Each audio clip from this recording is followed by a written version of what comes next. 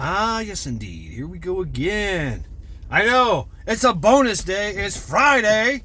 That's right. You get two.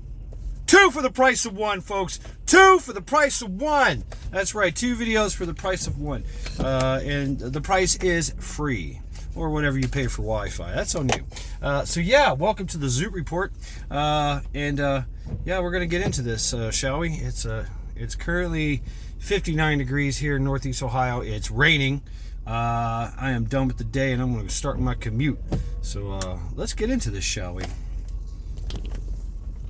So this is something I'm calling traveling.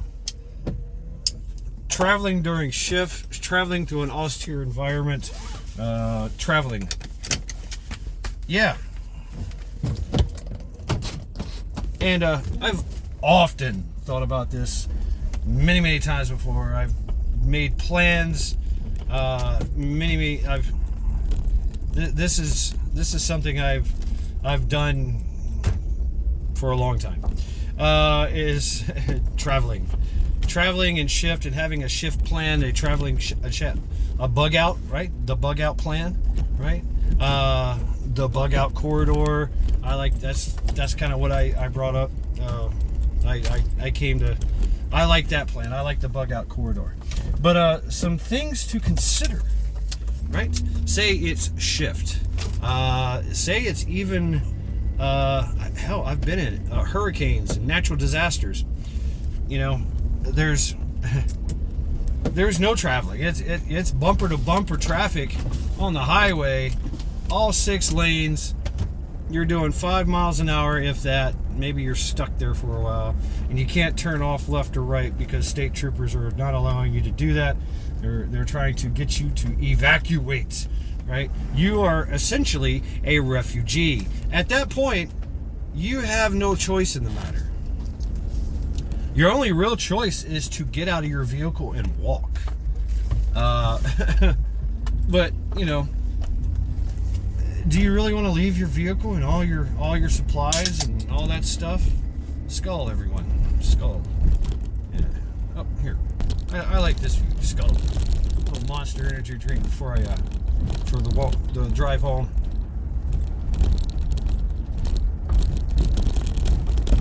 So yeah, if you have refugee status, you ain't going anywhere. I mean, you better.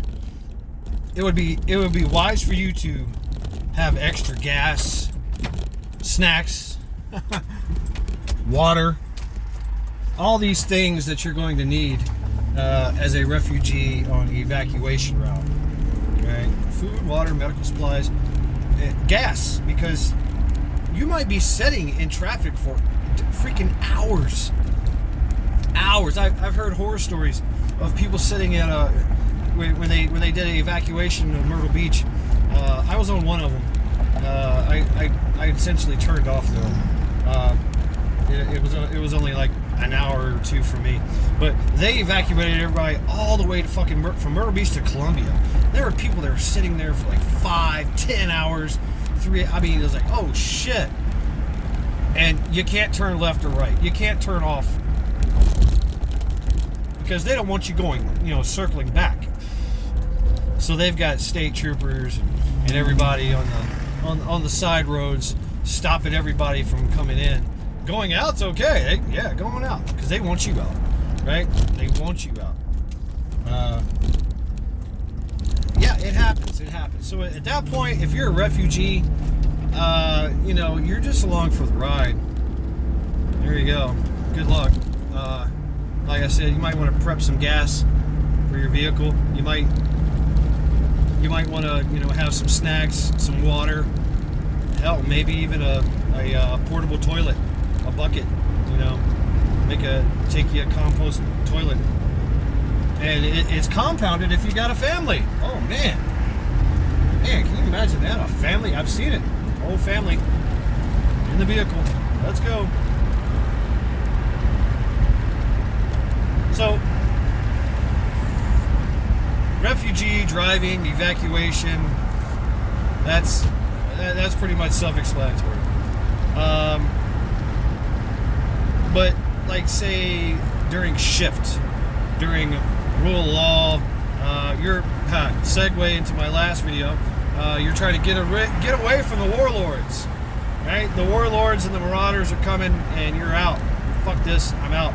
They've scorched earthed everything. There's freaking firestorm headed, already consumed your house, and you know, maybe you cached what you could. You still have some caches, right? And or on your corridor, on your bug out corridor, you have caches and save points set up along that route. So when I like the bug out corridor concept, as opposed to you know, taking a map and going, okay, I'm going this way, right?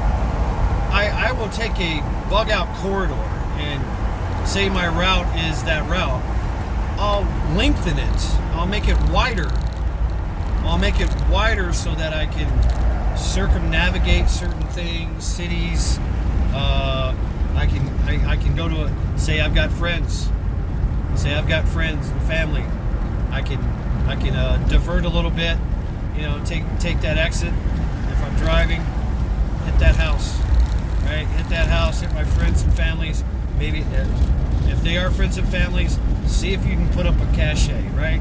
See if you can establish some kind of cache. Like, hey, can I just keep this in a, can I, you know, in your garage or in your storage unit, or, you know, in your storage bin?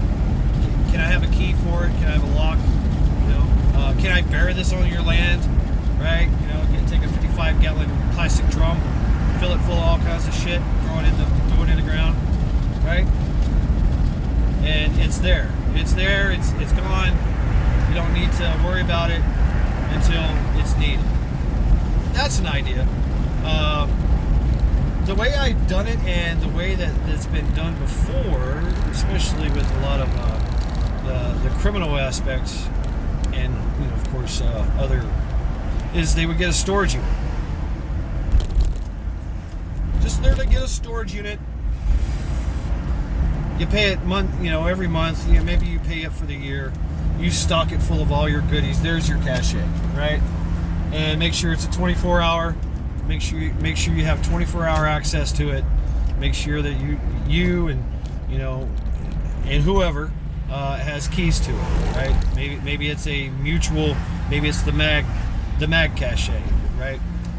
But if it's on your route and you're going to your mag or you're going to your destination, it might be something that you can set up now, and if you can afford it, right? When I was in the Marine Corps, I had one storage unit in North Carolina, and I had one storage unit in Tennessee. And it worked out great. And I accumulated a lot of shit. And, you know, one day me and my brother went to North Carolina, you know, and settled out, closed the thing off, gave the guy $100 and emptied it into my truck, and boom, road trip back to Tennessee. So anyway, yeah, the logistics, right? You know, that's during peacetime, you know, whatever. And it worked out great. And I could also ship. I could ship things too, where I could say, hey, take this to the fucking cache, take this to the supply depot, the supply storage unit. Oh, okay, right? And so there's an idea too, is that maybe everybody has a storage unit in between you and your bug out, right? If it's a long distance, right, you might want to consider that, or you might want to consider, you know, that you definitely want to consider that, right? Like, hey, you know, if anything, just to like be the weary traveler that gets a, you know, you can find a place to rest, right? To sleep, to you know, resupply and move back out, right? You know, get a good night's rest and then boom, hit it again. Maybe there's a time constraint, but that bug out corridor, so I have caches to the left, to the right of my route, and inside that corridor, I have alternate routes. Maybe say my main route, which, you know, once again, pace, right? My primary route is the highway. I'm driving. All right, cool. Maybe I'm able to drive. If I get a jump on Shft and I just start driving, hey, cool. You know, I'm just stopping at the gas stations to get gas. Maybe I've got gas in my caches, right? Maybe I've got gas in my friend's house, in my family's house, right?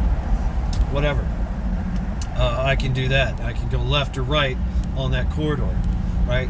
That's my primary. My alternate, okay, I take the back roads. You know, something happened on the highways. They're shutting down the highways. You know, it's a massive evacuation.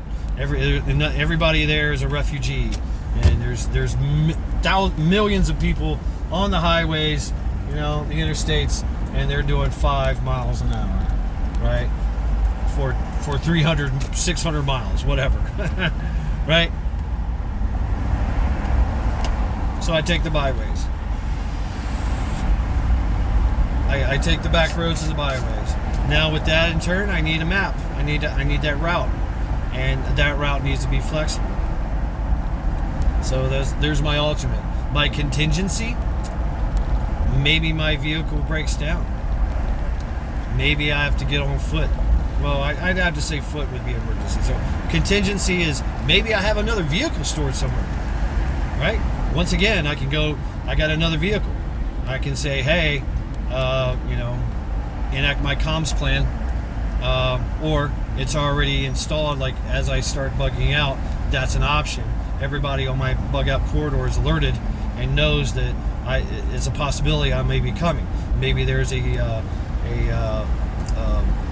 SOP where I have to sit outside, you know, until morning time, you know, when they wake up, right, or something, whatever, you know, or, you know, pop Red Star cluster, or, you know, whatever the case may be, you know, maybe get a comms plan, whatever, whatever the contingency is, you know, fine, you know, and I get in my other vehicle, or I have somebody QRF me, you know, quick response force, somebody come pick me up. That's an idea. And then E, emergency. I'm on foot. Oh shit. That's emergency. So in this day and age, right, vehicles are everywhere. If it's an emergency and I can't get a vehicle, something's wrong, right? Even if I have to like barter and trade and persuade someone to give me a vehicle, then something's wrong here.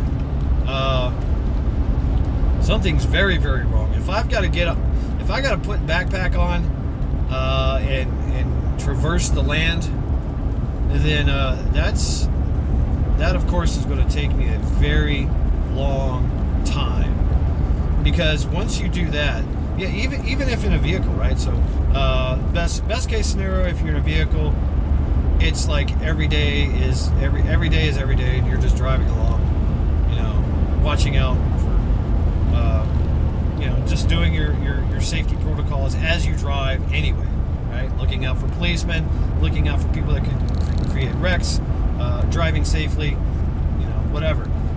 So every plan can be paced, right? Or, yeah, pace, primary, alternate, contingency, emergency. And so if now I gotta take, now it's an emergency and I'm in my vehicle, shit's going down, right? So I myself am probably not going to make it. I need to get to a safe point. I need to get to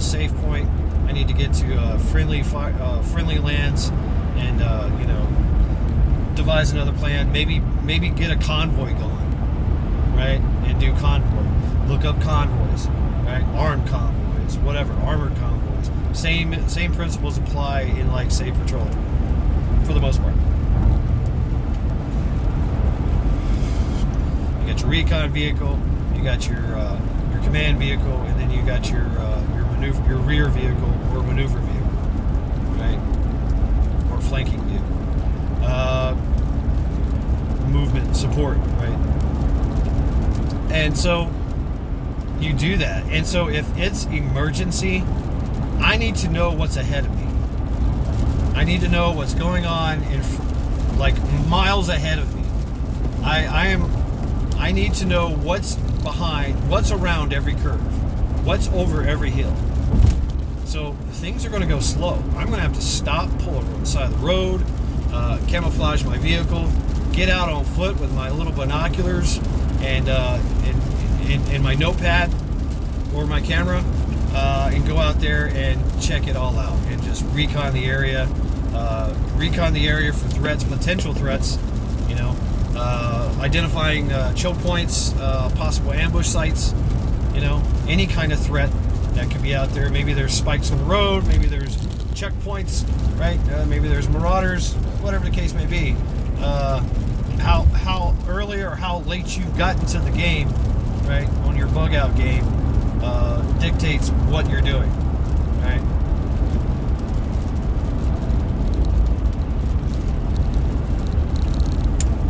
And by the way, your vehicle is not bulletproof at all. It's not. It's really not. Your commercial, your civilian and commercial vehicles are not bulletproof. 9mm 22 will go right through that shit. Much less an AK-47 or 5.56. It will shred your vehicle and you in it. So you know, and if you want to like start building your armored vehicle, you know, I've already looked into it with this vehicle, which is a Suburban Chevy. You're going to take a lot. It's going to need a lot of modifications. A lot of modifications to your springs, a lot of modifications to your brakes, a lot of modifications to your frame, to your engine. You know, you see them with the what do you call those guys? The armored cars and shit like that. They got the vans and things like that, but they're just to stop people from taking what's inside of it and protect a little bit, protect of who's in there. The vehicle you can still get a mobility kill, right? Your tires are still tires. Puncture them and they go flat, right? And you slow down. Even if you have run flat tires, you're slowing down. You've lost mobility. Any kind of shot to the motor, you've lost mobility. Any kind of shot to the gas tank, you're quickly going to lose mobility, right? So it's very simple, and just something in the way, right? Trees, trash cans, hell, people with guns, whatever, debris filled in the way, anything to make a roadblock is going to stop you. So keep that in mind as you're moving along and reconning the area, right? As you move forward, you're always trying to mitigate risk. You're not trying to engage, right? You're bugging out. You should only engage if it is absolutely necessary, and then you ditty mow after that because there might be more. Fall back. It's a constant recon, move forward, recon, change direction, circumnavigate, take an alternate route, move forward, recon. What are y'all doing? Damn, folks. All right. Slow down. So it's a little bit faster in a vehicle, I guess, especially if you have a convoy going on. But if it's just one person, expect to get out of your vehicle a lot. I mean, really, you're gonna have to pull over, and then your vehicle and all that stuff is going to be vulnerable, right? It is. It's going to be sitting there unless you can lock it down and lock it down like a vault. Camouflage it and make sure that nobody's seen it, right? How do you do that? I don't know. Good luck. The hills have eyes and the walls have ears. So, you know, that's the thing, is you never know where anybody's at. You got to constantly recon. So it's gonna, if you're one person, it's gonna take a long ass time. So that tells me that I need a lot of water, I need a lot of food, and I need a lot of gas, and all my other stuff too, right? For recon, for recon, right? So all those principles start to apply. And I'm moving, maybe I move at night. Maybe I sleep during the day, right? And, you know, hunker down and sleep during the day and move at night. It would help. It would be greatly advantageous if I had nods. If I had night vision, it doesn't really matter. I mean, yeah, you're gonna, if you find somebody that has nods and you don't, well, guess what? It won't matter too long. You're just, it's a superpower, right? So, yeah, getting nods. So that's probably my next project, soon and very soon, after a few other projects. But sleeping during the day, moving at night, finding a very good hide site away from anyone and anything that could, you know, not making a fire, not eating, not cooking. If you have that, especially, you know, at night, not smoking, you know, not using your flashlight, not using your cell phone, right? Maybe you're being tracked by the powers that be. I don't know. So a lot of factors to look into, right? You know, case depending on the situation. If it's WROL, Shft, I'm going to use every advantage I can get, right? But by myself, it's going to be very slow. I'm gonna travel at night. I'm going to try to move as fast as I can on the most direct route, without alerting anybody, and being able to like hide real quickly at night. During the day, if I can move and I'm covered, like say in the woods or something, you know, it's very cautious. It's very, very cautious.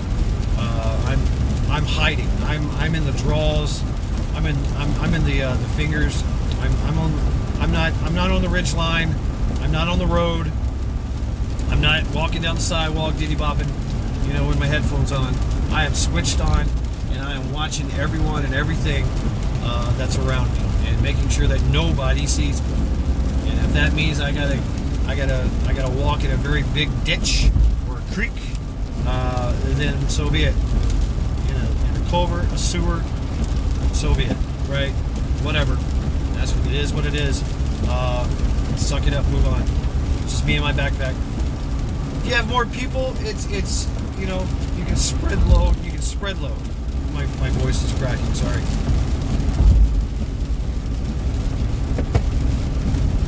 You can spread load what needs to be done, and you can move from cache to cache point, save point to save point, trying to, you know, get assistance as you move along, you know, from your friendlies,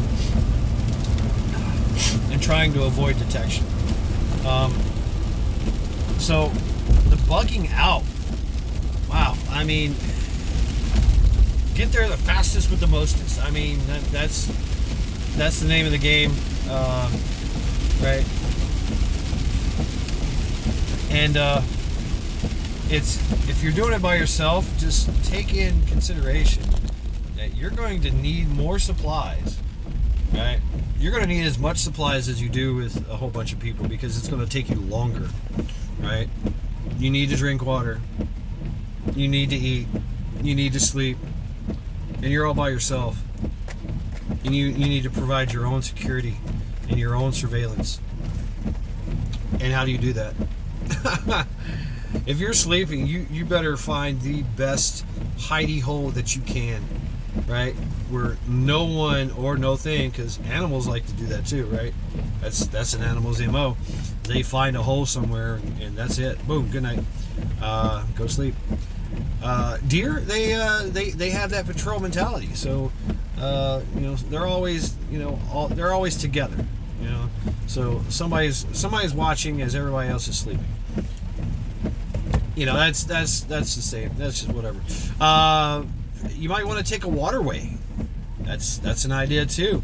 If you have a waterway, I would definitely use the waterway, because you are exerting little or no effort whatsoever, unless you're going upstream.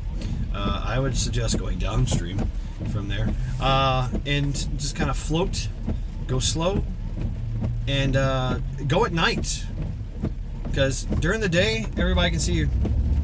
Like, look, a boat.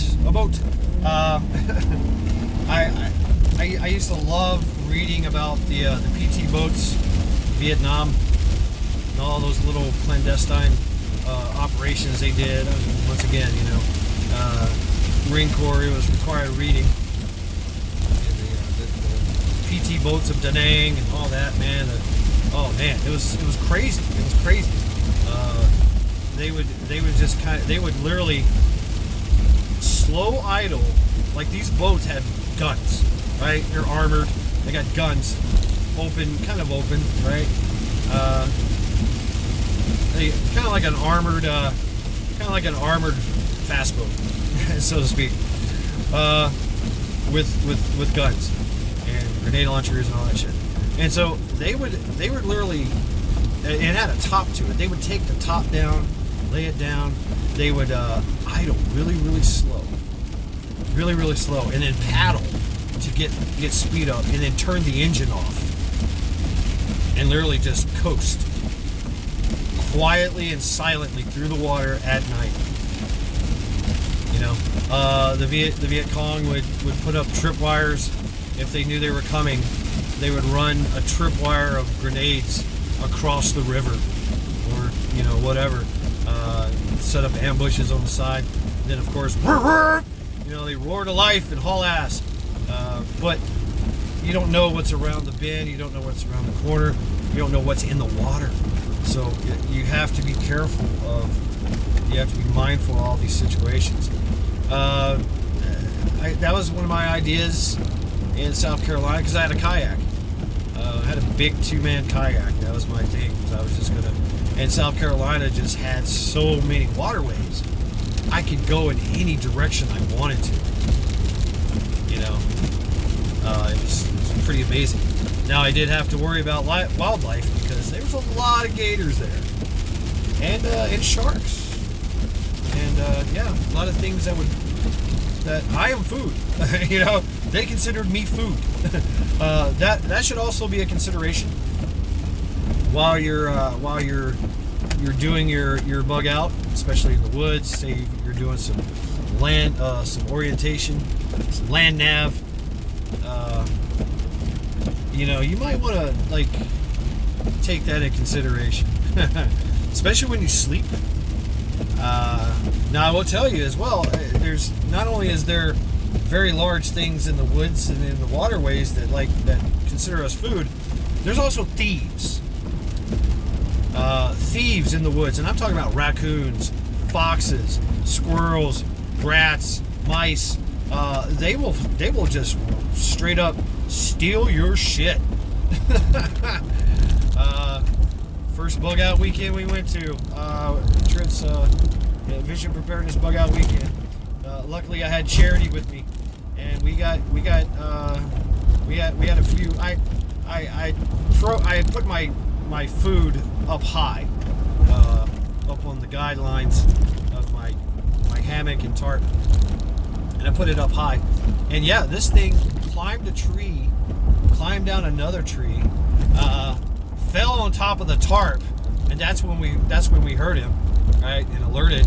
But yeah, they were trying to steal our food. It was in sealed containers too, but they smelt it, so they were gonna steal that shit. But damn, yeah. So be careful of that. Be mindful of that. Middle of the night, you think you're gonna wake up and have eggs and bacon? And nope. The raccoons had already eaten your shit. They already had breakfast. They ate your breakfast. Hey, there's also refugees, right? Refugees and marauders and people that you could have been tailed. You could have been followed. You know, maybe a group of kids were just following you and watching you the whole time, and you fell asleep and left your shit unattended to, and you wake up to everything gone. Or worse yet, you wake up to being dead, because there you are, or tied up and bound and gagged and being, you know, drugged down the hillside, you know, to the marauder camp. I mean, it's yeah, you're as vulnerable as a baby when you sleep, and you're gonna get extremely exhausted.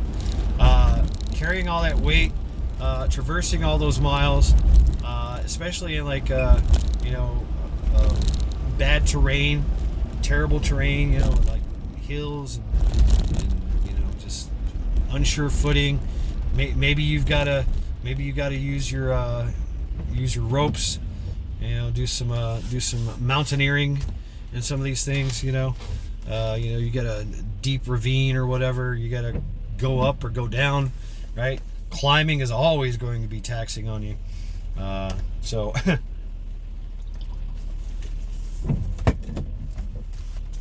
and can you imagine, like, you know, going into the I remember that's where we did our mountain range training, was in Pennsylvania.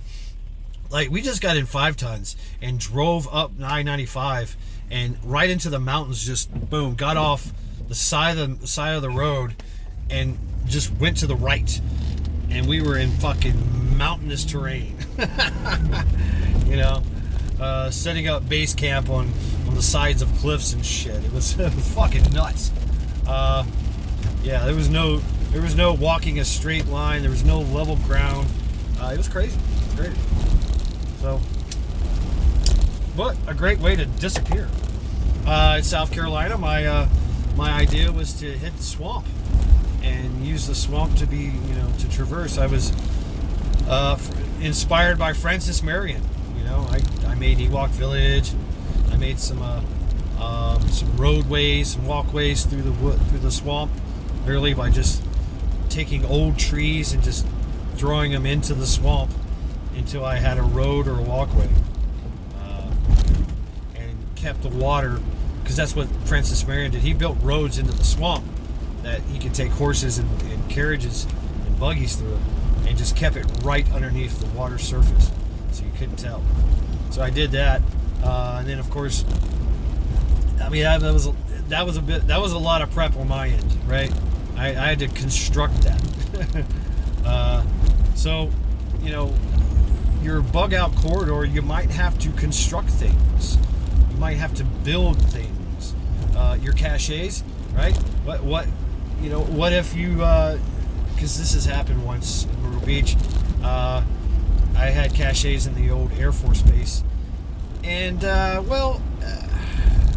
forgot about it, and I noticed one day, I looked over and everything was flattened. It was literally in the middle of the woods near one of the old abandoned buildings. And they had literally flattened everything and turned it into a ticky-tacky home development center, a home development place. It's like, oh fuck, man. You know, I buried a 55-gallon drum out there. Luckily I didn't have any guns. I had some ammo and stuff, and some food and stuff like that, but no guns. But I was thinking about it. I was, because I was buying more guns. I might have had a pistol. I don't know. I think I think 22 Luger there. Oh fuck, that hurts. But yeah, I mean, so that was gone, or there's a house on top of it. You know, construction. Boom. Make me slam on brakes. All right, slamming on brakes. We're safe, folks. I like the waterway idea. That was a great idea. if you have the wherewithal, and I've heard this as well from certain people, knew somebody in North Carolina, they're going to take to the skies, right? They got a private plane and a private, they just pull that plane right out of their garage and whee, off they go, right? There's all kinds of private airports and shit that they were going to hit. I was like, that's a great idea. Helicopters. But if it's a war or invasion or something of that nature, then taking to the skies is very, very, very treacherous, because you're going to get shot down quickly. Somebody's going to shoot you down. They don't know who you are, and you shouldn't be there. Probably no TAMs going on. So, some considerations. Maybe you contour the land, fly really, really low over the treetops. Helicopter pilots, contouring through the terrain,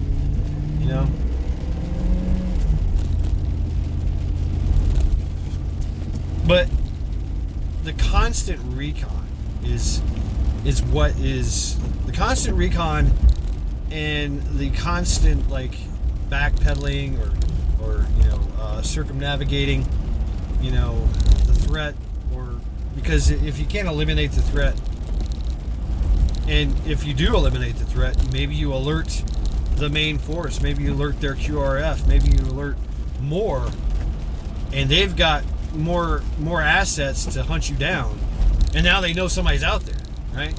So it's often best to just be very, very quiet and just silently move out of the way.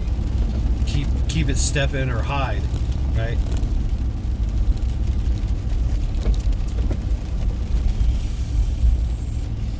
So just some travel considerations during shift, during ROL, during evacuations, being a refugee, if you're refugee status, things to think about, right?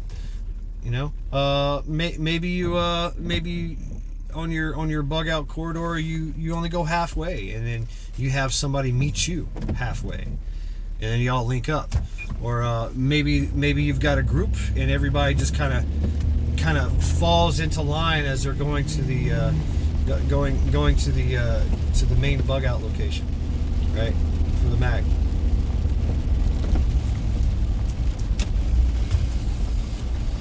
And once again, having comm considerations. What is your comms? Are you using CB radios? Do you have specific freaks that you're going to use? Do you have a freak hopping plan? Do you have encryption plan? Right? Do you have, literally, say words, right? Everybody has a key. Everybody has a code.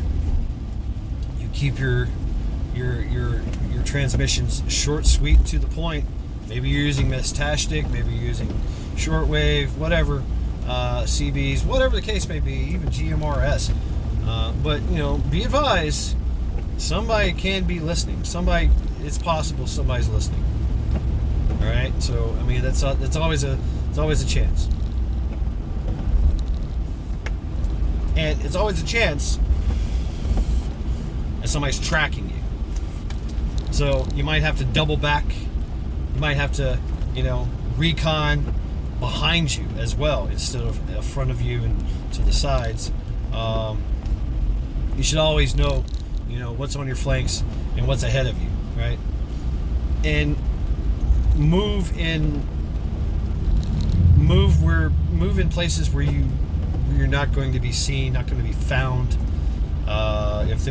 Stay away from cities, right? Unless that's where your friends are, right? And you got to go in and get them. Then that's a totally different thing. You rolling in hot, and, dropping everything that's standing. So a lot of considerations, but for the most part, getting there the fastest with the mostest, right? And that includes your life. That includes all your preps. That includes everyone with you, your friends, your family, your kids, right? Oh man, if you got kids, oh my God, that's a nightmare. That's a nightmare. Speaking of nightmare, I got to get gas, and it is $4.79 a gallon. Oh my God, ouch! This is gonna hurt.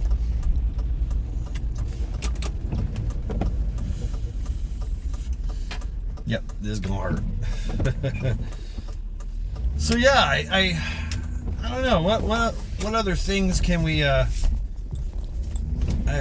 I'm sure I'm missing a lot of things. I'm sure I'm bouncing around a lot too. I'm leaving a lot out.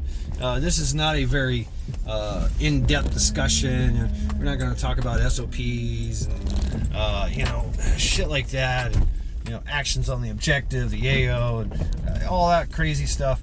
I guess I've probably talked about it before in the past, but just as a considerations, taking considerations, like, and I like to pace.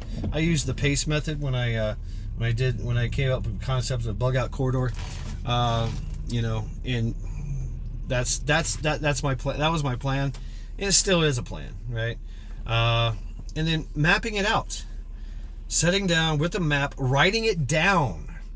Okay, yes, you got GPS on your phone, but are you sure your phone's going to work? And do you want everybody knowing where you're going? Yeah, surveillance. Hello. Segue into last Trent's vision preparedness surveillance, and then my videos as well. Yeah, we're being watched at all times, so you might want to write this shit down, laminate it, maybe get some overlays. I need to do some overlays. Get you a map. Get you overlays.